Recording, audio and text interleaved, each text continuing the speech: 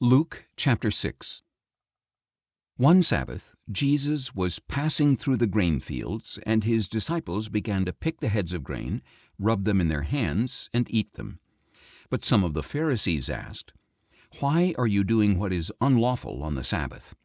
Jesus replied, "Have you not read what David did when he and his companions were hungry? He entered the house of God, took the consecrated bread, and gave it to his companions, and ate what is lawful only for the priests to eat." Then Jesus declared, "The Son of Man is Lord of the Sabbath." On another Sabbath, Jesus entered the synagogue and was teaching, and a man was there whose right hand was withered.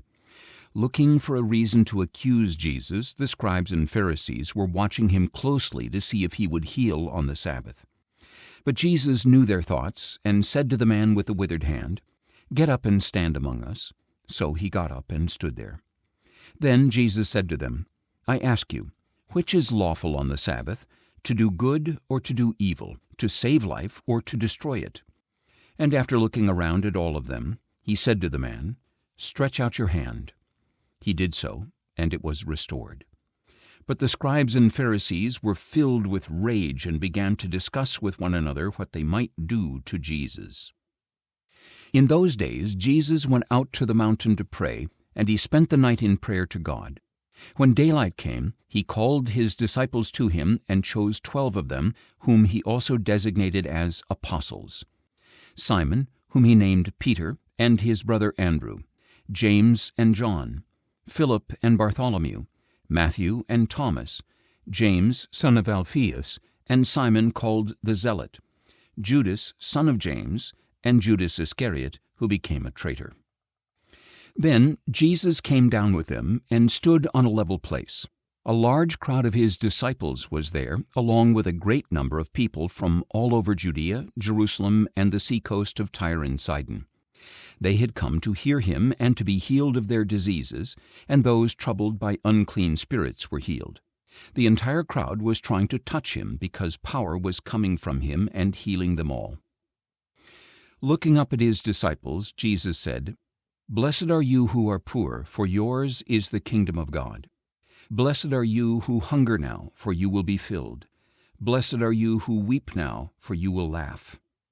Blessed are you when people hate you, and when they exclude you and insult you and reject your name as evil because of the Son of Man. Rejoice in that day and leap for joy, because great is your reward in heaven. For their fathers treated the prophets in the same way. But woe to you who are rich, for you have already received your comfort. Woe to you who are well fed now, for you will hunger. Woe to you who laugh now, for you will mourn and weep. Woe to you when all men speak well of you, for their fathers treated the false prophets in the same way. But to those of you who will listen, I say, love your enemies, do good to those who hate you, bless those who curse you, pray for those who mistreat you. If someone strikes you on one cheek, turn to him the other also. And if someone takes your cloak, do not withhold your tunic as well. Give to everyone who asks you, and if anyone takes what is yours, do not demand it back. Do to others as you would have them do to you. If you love those who love you, what credit is that to you? Even sinners love those who love them. If you do good to those who do good to you, what credit is that to you? Even sinners do the same. And if you lend to those from whom you expect repayment, what credit is that to you? Even sinners lend to sinners, expecting to be repaid in full. But love your enemies, do good to them, and lend to them, expecting nothing in return. Then your reward will be great, and you will be sons of the Most High, for he is kind to the ungrateful and wicked. Be merciful, just as your Father is merciful. Do not judge, and you will not be judged. Do not condemn, and you will not be condemned. Forgive, and you will be forgiven. Give, and it will be given to you. A good measure, pressed down, shaken together, and running over, will be poured into your lap. For with the measure you use, it will be measured back to you." Jesus also told them a parable. "Can a blind man lead a blind man? Will they not both fall into a pit? A disciple is not above his teacher, but everyone who is fully trained will be like his teacher. Why do you look at the speck in your brother's eye, but fail to notice the beam in your own eye? How can you say, "Brother, let me take the speck out of your eye," while you yourself fail to see the beam in your own eye?